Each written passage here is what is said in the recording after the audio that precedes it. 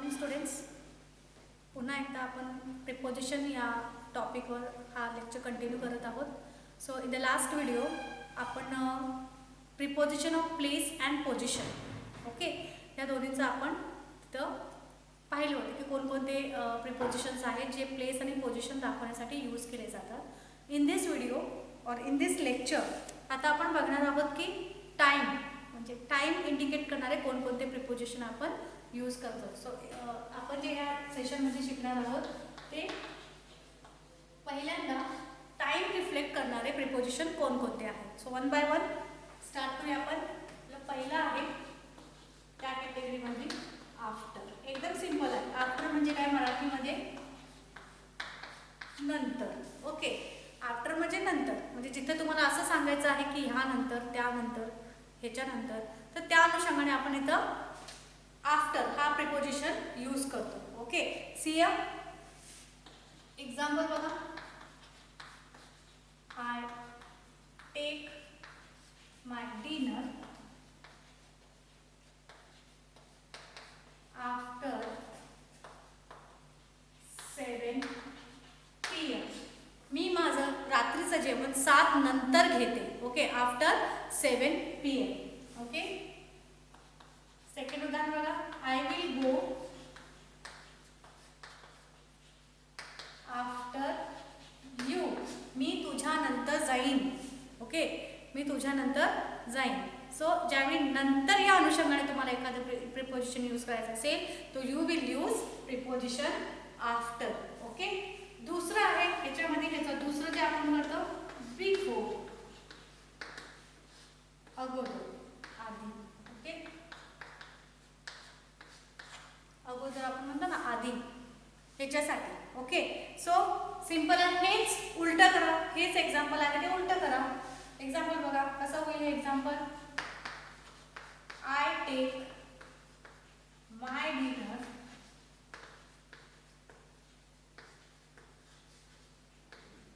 Before 7 PM. Before 7 PM. मी माझं रात्रीचं जेवण 7च्या आधी घेते, अगोदर घेते. What it. So second example. I will go before you. मी तुझ्या आधी जाईन. पहिल्या सेंटेन्समध्ये बघितलं आपण नंतर, आता मी म्हणते मी तुझ्या आधी जाईन. So after and before simultaneously आपण ते यूज करत असतो. Okay, then we have at. Then we have preposition at. See मला सांगा ॲट हा आपण कुठं यूज केलेला. ॲट हा आपण पर्टिक्युलर पोझिशन, एक निश्चित नेमकी जागा दाखवण्यासाठी सुद्धा आपण ॲट या प्रिपोजिशनचा वापर करू शकतो. म्हणजे काही प्रिपोजिशन असे आहेत जे आपण टाईमसाठी पण यूज करू शकतो, प्लेस पोझिशन दाखवण्यासाठी सुद्धा यूज करू शकतो. ओके, सो इथं आपण बघणार आहोत की ॲटचा वापर टाईम, पर्टिक्युलर टाईम, जसं आपण ॲटचा वापर पर्टिक्युलर जागा दाखवण्यासाठी, एक निश्चित जागा दाखवण्यासाठी केली होती, तसंच आपण पर्टिक्युलर टाईम दाखवण्यासाठी सुद्धा ॲटचा वापर करायचा आहे. ओके, आणि मोस्टली टाईमच्या अगोदर आपण ॲट हा लावतच असतो. Okay, see I take my dinner at 7 PM. एक एक्झाम्पल मी पुन्हा रिपीट केले की मी माझं जेवण बरोबर 7 वाजता घेते. ओके, न 7च्या आधी न 7च्या नंतर, मी माझं जेवण बरोबर 7 वाजता घेते. So I have done. I take my dinner at 7 PM. Okay, then next is by. Okay, by preposition is also use for showing time. Okay, म्हणजे जसं आपण म्हणतो जवळपास, जसं तुम्हाला पोझिशन दाखवताना मी प्लेस आणि पोझिशनमध्ये त्या प्रिपोजिशनमध्ये सुद्धा आपण बायचा वापर केलेला आहे की जवळपास, जवळीकता दाखवण्यासाठी. तसंच बायचा सुद्धा आपण जवळपास, त्या टाईमचं जवळपास असं ज्यावेळी आपल्याला म्हणायचं असतंय की ना अगोदर ना नंतर ना बरोबर त्यावेळेला, पण त्याच्या जवळपास, त्या अनुषंगाने आपण इथं BY बायचा वापर प्रिपोजिशन मध्ये करतो. फॉर एक्झाम्पल एक एक्झाम्पल बघा. I take my dinner by 7 PM. म्हणजे 7 वाजेपर्यंत, म्हणजे 7 7च्या जवळ आसपास 7च्या जवळपास मी माझं जेवण उरकून टाकते, संपवून टाकते, घेऊन टाकते. Okay, so that is by. जवळपास, मी पुन्हा तुम्हाला सांगते जवळपास. जसं मी त्या ह्याच्यामध्ये सांगितलं होतं की 7 वाजल्याच्या जवळपास मी माझं जेवण घेऊन टाकते. Okay, then we have for. For. Okay, आता फॉर बघा, एखादी अशी क्रिया जी सुरू आहे, म्हणजे जी तुम्ही पर्टिक्युलर टाइमसाठी असं तुम्ही 3 वर्षासाठी 4 वर्षासाठी तुम्ही एखादा कोर्स घेतलाय. तुम्ही आता डिप्लोमा कोर्स घेतलाय, किती वर्षाचा आहे? 3 वर्षाचा आहे. Okay, so I am studying diploma for 3 years. I am studying diploma for 3 years. मी 3 वर्षासाठी डिप्लोमा शिकत आहे, त्यानंतर मी शिकणार नाहीये. Got it. सो एक पर्टिक्युलर टाइम पिरियड करण्यासाठी आपण काय करतो, इथं फॉरचा वापर करतो. So example, I M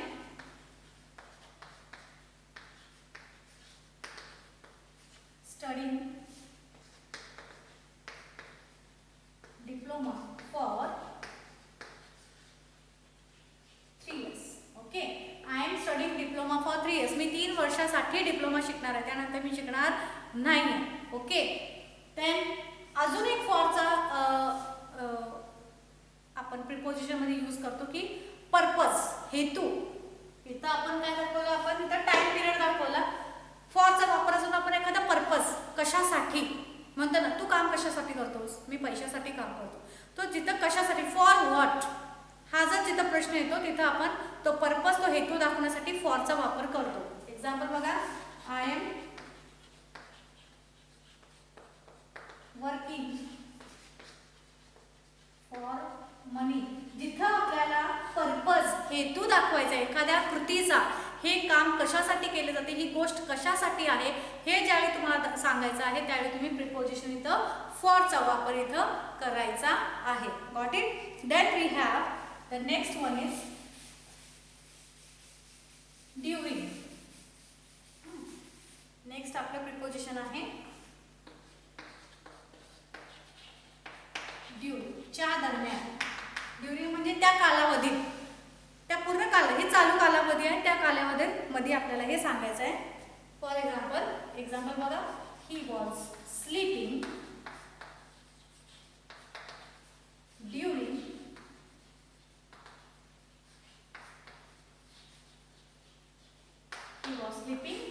lecture. तो लेक्चर चालू असताना लेक्चरच्या मध्ये तो काय झाला, झोपी गेला.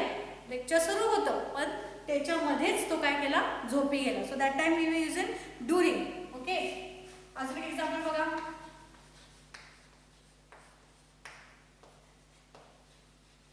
Students were making noise during lecture. हे आपलं सेकंड एक्झाम्पल आहे की स्टुडंट्स लेक्चर सुरू असताना लेक्चरच्या मध्ये दंगा करत होते. So that time I have use the preposition during. Understand? I think you got it की ड्युरिंगचा वापर आपण कधी करायचा आहे. Okay, next we have from. आठवतं का बघा, मी तुम्हाला काय सांगितलेलं मागच्या लेक्चरमध्ये, बिटवीन आणि फ्रॉम मधला फरक. बिटवीन 2 ऑप्शन असतात, पण त्या 2 ऑप्शन मध्ये कंजक्शन जो आहे, जॉईनिंग वर्ड, तो अँड वापरला असेल तर तुम्ही बिटवीन वापरायचं आहे. फ्रॉम यूज करण्यासाठी त्या दोन्हीमध्ये काय असायला पाहिजे, TO2. 2 ऑप्शन असेल त्याच्यामध्ये TO2 चा वापर केला असेल तर तुम्ही तिथं बिंदास काय यूज करायचा आहे, from. For example, my college starts from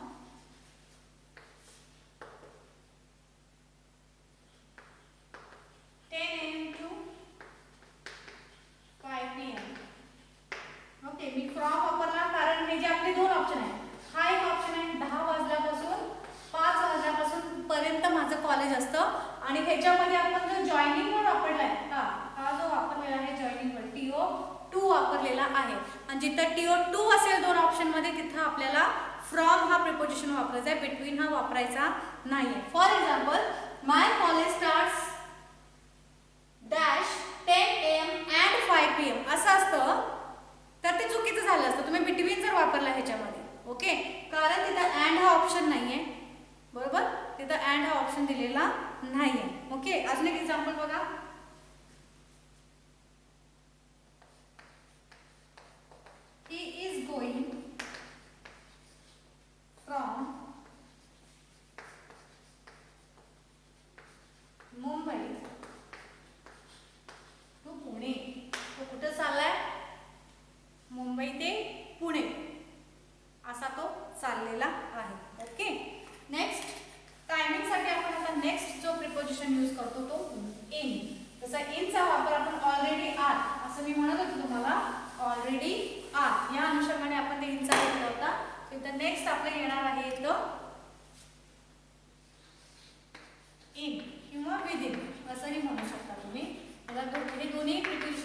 कामासाठी in. Okay, for example I take my tea in morning. माझा चहा सकाळी घेते, सकाळी मी माझा चहा घेते. इन मॉर्निंग, सकाळीच घेते. सो ते टायमिंग दाखवण्यासाठी आपण काय करतो, प्रिपोजिशनचा इथं इनचा वापर करतो. ओके, अजून बघा, he has finished his work within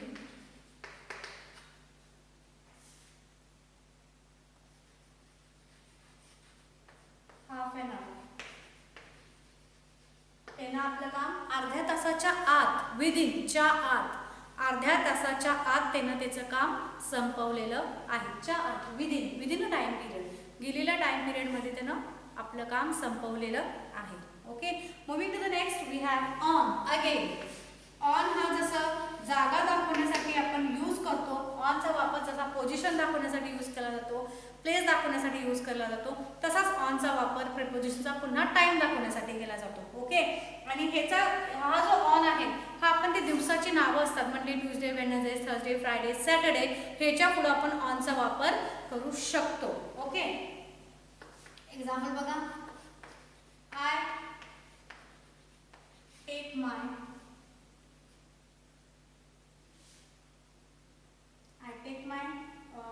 you can say sports. Okay, I take my sport accessories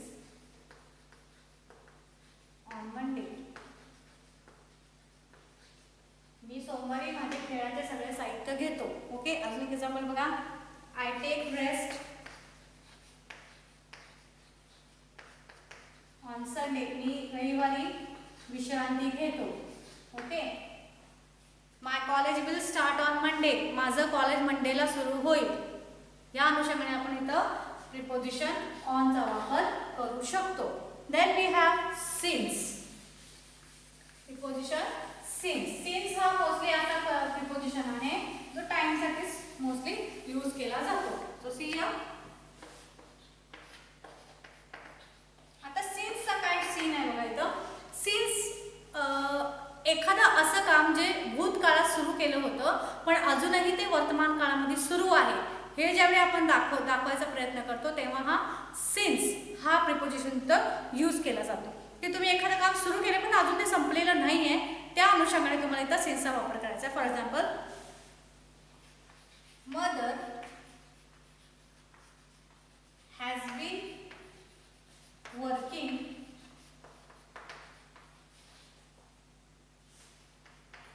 since morning.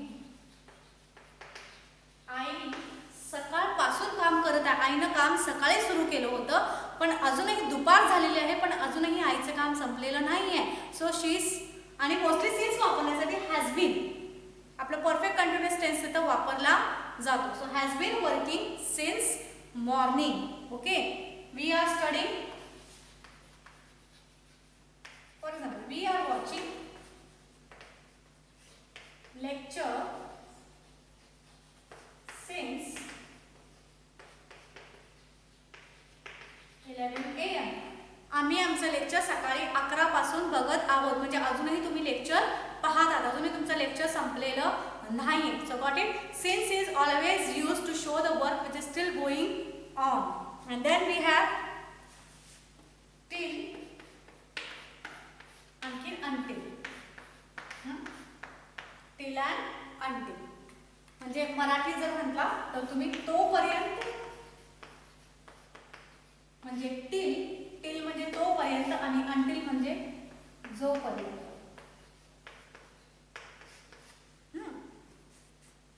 तोपर्यंत आणि जोपर्यंत. आता हे बघा, अ कॉलेज इज ओपन. तोपर्यंत हे लास्ट पॉइंट आहे, जोपर्यंत हा स्टार्टिंग पॉइंट आहे. ओके, वेळेचा. ओके, टाइमचा एंड पॉइंट आहे तोपर्यंतच आणि स्टार्टिंग पॉइंट आहे जोपर्यंतच. आता हे बघा कसं, एक्झाम्पल बघा,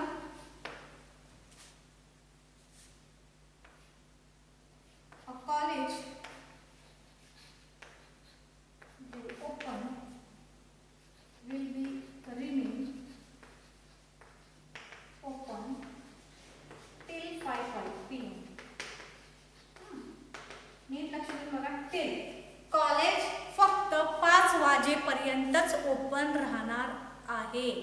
राहील, ओपन राहील, 5 वाजेपर्यंतच ओपन राहील.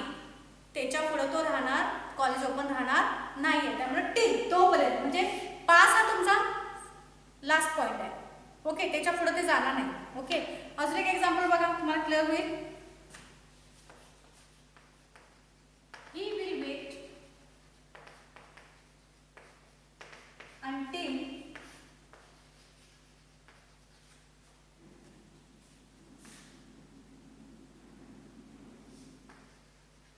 until Ram come. He will wait until Ram came. ओके, तो कधीपर्यंत वाट बघणार आहे? जोपर्यंत राम येणार नाही, जोपर्यंत राम येणार नाही. ओके, सो अंटिल राम केम. कळलं? हा शेवट, हा स्टार्टिंग पॉइंट आहे आणि तो एंड पॉइंट आहे. Got it? सो हे आपले काही प्रिपोजिशन्स आहेत, ते टाइमशी रिलेटेड आहे. मी पुन्हा तुम्हाला रिकॉल करते. आफ्टर, बिफोर, त्याच्यानंतर at, on, in, within, from, since, त्यानंतर आपलं टिल आणि अंटिल. हे आहे असे प्रिपोजिशन जे काय दाखवतात? टाइमशी रिलेटेड असतात. Than moving to the next category, manner आणखी मेथड. ओके, मॅनर आणि मेथड म्हणजे पद्धती दाखवण्याच्या जे प्रिपोजिशन असतात त्याच्यामध्ये आपली तिसरी कॅटेगरी आली, जे काय दाखवतं आपलं. ही आपली सेकंड कॅटेगरी होती. टाइम ही आपली सेकंड कॅटेगरी होती. पहिली category place and position, third category manner आणि मेथड. पद्धती दाखवण्याचे जे प्रिपोजिशन असतात ते म्हणजे आपण काय करायचं आहे, बघायचं आहे. पहिला पुन्हा आपला आला बाय. बाय कुठं आलं? बाय पोझिशन दाखवून मध्ये आलं होतं. बाय आपलं ह्याच्यामध्ये आपलं टाइममध्ये आलं. And now by comes in to showing the method or manner. पद्धत, कोणत्या सोर्सने, एखादी सोर्स दाखवण्यासाठी सुद्धा आपण याचा वापर होतो. For example, I come to college by bus. मी कॉलेजला कसं येतो? बाय बस येतो. इथेही मॅनर झाली, कोणत्या पद्धतीनं मी येतो, कोणत्या सोर्सनं येतो, कुठला स्रोत आहे माझा कॉलेजमध्ये यायचा? बाय बस. ओके, सेकंड आहे तुमचा विथ. Okay, with. पुन्हा बघा, I come to college with bus. असंही म्हटलं तरीही बरोबर आहे. विथ बस, मी बसने येतो. ओके, तिसरं बघा, हे कंप्लीट करूया. I come to college with bus with my friends. Okay, असंही म्हटलं तरी चालेल. I came to college with my friends. मी माझ्या फ्रेंडच्या सोबत कॉलेजला येतो. Next in. इनचा वापर मॅनर दाखवण्यासाठी कसा केला जातो? मेथड दाखवण्यासाठी बघा, you should talk in a proper way. आता इथं इन न पोझिशन दाखवते, न टाइम दाखवते, इथं हे मॅनर दाखवते. तुम्ही नीट बोललं पाहिजे, तुम्ही नीट पद्धतीनंच बोललं पाहिजे. So you should talk in a proper way. Next is about. एखाद्या गोष्टीवर ज्यावेळी आपण बोलत असतो, about. Okay, for example, she is talking about me. ती माझ्याबद्दल बोलत आहे. एखाद्या विषयावर ज्यावर आपण बोलतो, एखाद्या विषयावर, एखाद्या टॉपिकवर ज्यावेळी आपण मत देतो, आपण बोलत असतो, त्यावेळी आपण अबाउट ह्या प्रिपोजिशनचा वापर करतो. ओके, फॉर एक्झाम्पल, अजून अ lecture is about the personality development.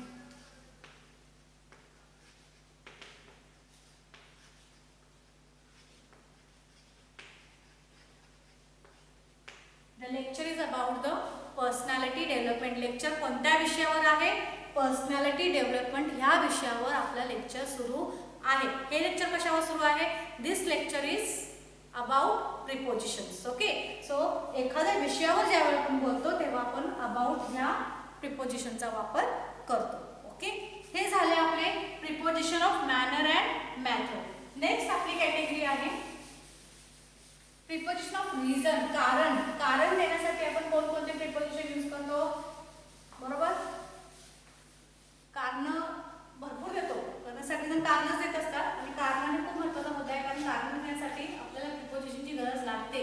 So reason and purpose, हेतू. ओके, हे सुद्धा दाखवण्यासाठी आपण प्रिपोजिशनचा वापर करू शकतो. So first one is for. मी मगाशीच तुम्हाला सांगितलं फॉरचा वापर जसा टाइमसाठी होतो तसा पर्पजसाठी होतो. I am working for. I am working for money. मी पैशासाठी काम करतो. Okay, I am working for money. I am working for satisfaction. मी समाधान मिळण्यासाठी काम करते. मोस्टली मी तरी करते. So I am working for money. Okay, then next आपला प्रिपोजिशन आहे दुसरा रिझन. असेल रिझन द्यायचं असेल फॉर मध्ये तर Ram is going for cricket. Ram कुठं चाललाय? हे कारण झालं. राम कुठं चाललाय? राम क्रिकेट खेळायला चाललाय. ओके, हे रिझन झालं. Then we have from.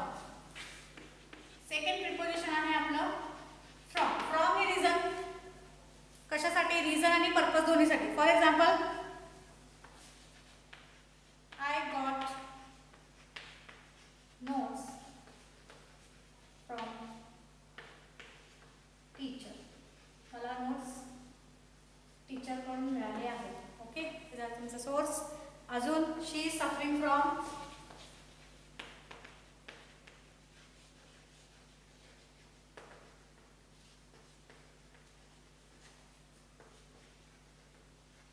She is suffering from. तिला काय झालेलं आहे? तिला ताप आलेला आहे. Okay, she is suffering from. कशापासून सफर करतेय? ती ताप आहे तिला, त्याच्यापासून ती सफर करते. सफर करते म्हणजे तिला त्रास होतोय. Okay, so she is suffering from fever. I got notes from teacher. मला नोट्स टीचरकडून मिळालेले आहेत. Okay, then we have of. Of हा रिझन दाखवण्यासाठी पण यूज केला जातो. For example, he is died of malaria. He is died of. तो कशाने वारला? कशाने वारला? तो मलेरियाने वारला. Okay, he is died of. आपण कोणत्या गोष्टीने, ज्या गोष्टीने ज्यावेळी आपण असं यूज करतो आपण ऑफचा वापर करतो. अजून एक example, I have a fear of.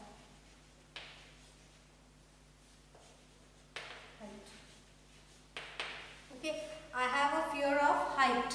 मला उंचीची भीती वाटते. इथं हे आपण स्त्रोत सांगतो. मला कसली भीती वाटते? मला उंचीची भीती वाटते.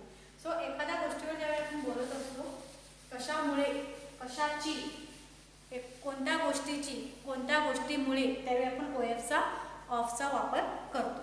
Next we have because of.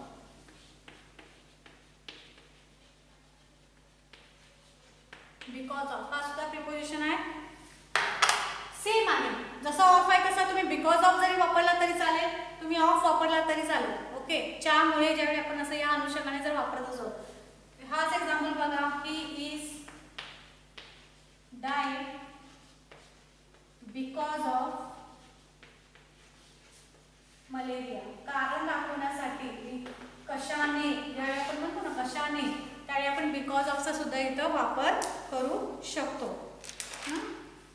अजून एक example, I was absent because of bad health. Because of bad health, माझी तब्येत चांगली नव्हती म्हणून मी ॲबसेंट होतो. ओके, माझी तब्येत चांगली नव्हती म्हणून मी ॲबसेंट होतो. Sir because of bad health. Okay, now see next category आहे आपली डायरेक्शन, दिशा. दिशा दाखवणारे प्रिपोजिशन कोणकोणते आहेत? एक घ्या, पेपरमध्ये तुम्हाला ओके, पेपरमध्ये तुम्हाला प्रिपोजिशनचे प्रकार विचारले जात नाही, त्याचे टाइप्स विचारले जात नाही, त्याची कॅटेगरी विचारली जात नाही. फक्त तुम्हाला काही वाक्य दिले जातात ज्याच्यामध्ये चुकीचे प्रिपोजिशन यूज केले जातात. तुम्हाला ते दुरुस्त करून व्यवस्थित प्रिपोजिशन त्याच्यात वापरायचे आहे. म्हणजे आपण ते पुढे बघू एक्सरसाइजमध्ये कोणत्या पद्धतीने आपण ते सोडवायचे असतात. सो पण हे सगळं तुम्हाला रट्टा मारायचं नाही आहे, तर हे तुम्हाला सगळं समजून घ्यायचं आहे. ओके, तुम्हाला फक्त ते अंडरस्टँड करून घ्यायचं की कोणकोणत्या कॅटेगरीमध्ये कसा कसा प्रिपोजिशन आपण कोणकोणत्या अर्थाने वापरू शकतो. So next direction. नेक्स्ट जी आपली 5 नंबरची कॅटेगरी आहे ते डायरेक्शन और मोशन. डायरेक्शन ऑफ मोशन या अनुषंगाने आपण आपले नेक्स्ट कॅटेगरी बघणार आहोत. ह्याच्यामध्ये ऑन पहिली आहे कॅटेगरी आपली ऑनचा वापर आपण कुठे केला होता बघा. ऑनचा वापर आपण प्लेस दाखवण्यासाठी केला. ऑनचा वापर आपण दिवसांच्या नावापुढे on Monday, on Sunday, on Tuesday असाही केला टाइम दाखवण्यासाठी. And now we are showing direction. Okay, म्हणजे दिशा दाखवण्यासाठी कोणत्या दिशेने. For example, Ram throws stone on tree. Ram throws stone on a tree. रामने दगड कुठल्या दिशेने टाकला? रामने दगड झाडाच्या दिशेने टाकला, म्हणजे झाडावर टाकला थोडक्यात. Okay, second example, Sachin is batting. Okay, Sachin is batting on long side. कोणत्या दिशेने तो बॅटिंग करतोय? Long side. Okay, so that is the preposition which is used for to show the direction. Next we have towards. Next preposition towards. Again हे सुद्धा डायरेक्शनच दाखवते towards. Okay, for example, this road goes towards. कुठे जातोय? my house. हा road माझ्या घराकडे जातो, माझ्या घराच्या दिशेने जातो. टुवर्ड्स माय हाऊस. ओके, अजून example, he is coming towards me. तो माझ्याकडे येत आहे. He is coming towards me. म्हणजे च्या दिशेने, असं मराठीत म्हणाल च्या दिशेने, एखाद्या दिशेने जर तुम्हाला इंडिकेट करायचं असेल तर यू कॅन यूज टुवर्ड्स, असो यू कॅन यूज म्हणजे एखादी दिशा दाखवायची असेल तर ऑन असंही म्हणू शकता. Next we have across. Next preposition we have in this category that is across. पहिल्या लेक्चरमध्ये आपण बघितले की अक्रॉसचा वापर हा काय दाखवण्यासाठी, प्लेस दाखवण्यासाठी सुद्धा केला जातो. तर अक्रॉसचा वापर इथं बघा आपण डायरेक्शन. ओके, डायरेक्शन दाखवण्यासाठी करू. ही रॅन अक्रॉस द जंगल. तो कसा पळाला? तो जंगलातून पळाला. तो जंगलाच्या ह्या कोणातून, ह्या कोपऱ्यातून त्या कोपऱ्याला पळून गेला, या टोकातून त्या टोकाला. So he ran across the jungle. Got it? Then next is up. Direction आहे अप म्हणजे वरती. Okay, an aeroplane flies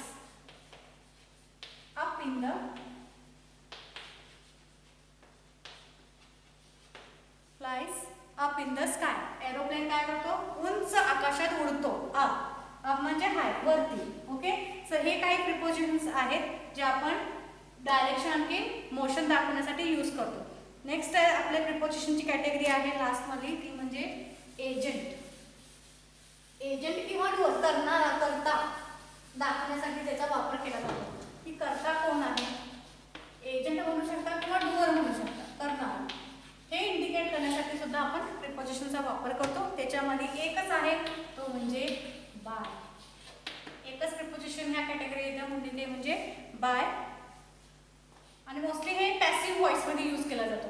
passive व्हॉइसची ओळखच अशी आहे की आपण ह्या बी वाय बाय द्वारेच ओळखतो की हा सेंटेन्स पॅसिव्ह व्हॉइस आहे. ओके, ऍक्टिव्ह जो ज्यावेळी आपण चेंज करतो तर हा खूप मोठा असा मेन रोल प्ले करत असतो. So for example, Ram is killed by, Ram is killed by Sohan. Okay, सोहनला रामला कुणी मला राम कुणाद्वारे मारला गेला? सोहनद्वारे मारला गेला. ओके, सो बाय हा मेन डुअर, करणारा कोण आहे, करता कोण आहे ते दाखवण्यासाठी आपण बी वायचा बाय, मोस्टली हा पॅसिव्ह व्हॉइस मध्ये यूज केला जातो. And the last one is to show the, आपली शेवटची कॅटेगरी आहे ते म्हणजे मटेरियल, ज्याला आपण तुम्ही धातू म्हणता. ओके, मटेरियल किंवा त्याला तुम्ही इन्ग्रेडियंट असंही म्हणू शकता. कोणत्या धातूपासून, कोणत्या वस्तूपासून असं जर तुम्हाला सांगायचं असेल तर you can use the only one, that is of.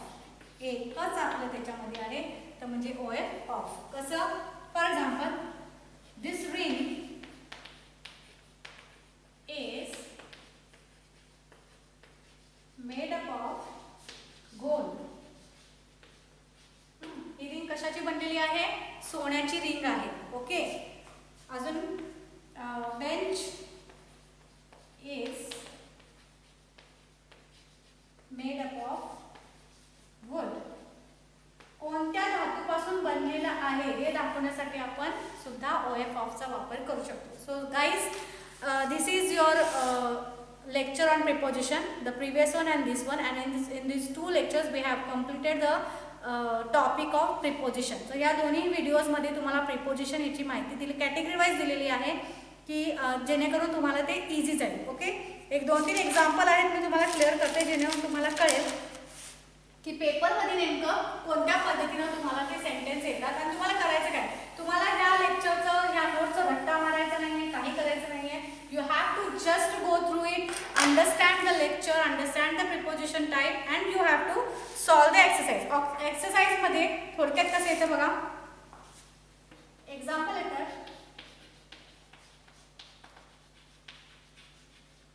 The climate by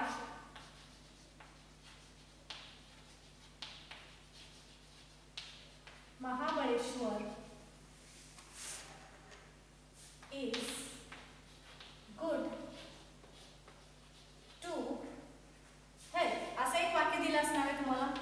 तुम्हाला करायचं काय की तुम्हाला हे जे दिलेले प्रिपोजिशन आहे चुकीचे आहे, तुम्हाला ह्याच्यातलं ॲक्युरेट जे प्रॉपर प्रिपोजिशन आहे ते तुम्हाला इन्सर्ट करायचं. आणि इन्सर्ट हे प्रिपोजिशन यूज करण्यासाठी तुम्हाला पूर्ण वाक्य समजण्याचं गरजेचं आहे. त्या वाक्याचा अर्थ कळणं. आता हे वाक्य वाचा, the climate by Mahabaleshwar is good to health. हे वाक्य बरोबर आहे का वाचताना? नाही. तर तुम्हाला आता करेक्ट करायचं, तर काय करू शकता?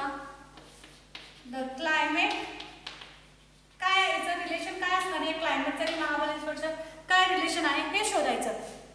क्लायमेट कोणाचं आहे? महाबळेश्वरचं आहे. ओके, आणि कोणाचं आहे असं ज्यावेळी आपण यूज करतो तर कुठलं प्रिपोजिशन यूज करतो? The climate of. हे तुमचं बरोबर, the climate of Mahabaleshwar. Relation शोधायचं त्याच्यामध्ये या दोन शब्दांमधला, या दोन नाउन मधला काय रिलेशन असू शकतो? ऑफ महाबळेश्वर इज गुड, आणि गुड नंतर आपलं आहे हेल्थ. ओके, तर खाली देते मी हेल्थ. ओके, आता गुड आणि हेल्थ मधला काय असं कनेक्शन आहे ह्या वाक्याचा आणि ह्याच्याशी काय संबंध असणार आहे की महाबळेश्वरचे क्लायमेट हे तब्येतीसाठी गुड आहे. म्हणजे काय आहे? तब्येतीसाठी. साठी जिथं येतं मराठीतली त्या साठीसाठी आपण कुठला वर्ड यूज करतो? फॉर, रिझन, पर्पज हे दाखवण्यासाठी आपण फॉरचा वापर करतो. आता वाक्य बघा, the climate of Mahabaleshwar is good for health. आता हे वाक्य बरोबर आहे. ह्या पद्धतीने तुम्हाला ते प्रिपोजिशन सोडवायचे आहे. ओके, अजून एक एक्झाम्पल मी तुम्हाला देते.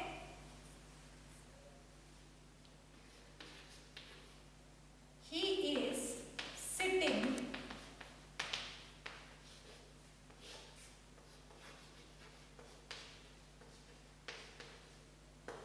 ओके, इथं मी वापरलं in. Okay, he is sitting in the table. आता हे बरोबर आहे का? हे वाचल्याबरोबर चुकेल की टेबलच्या आत तो कसा बसू शकतो? ओके, ओपन टेबल आहे तर टेबलच्या आत कसा बसू शकतो? काय होणार आहे? He is sitting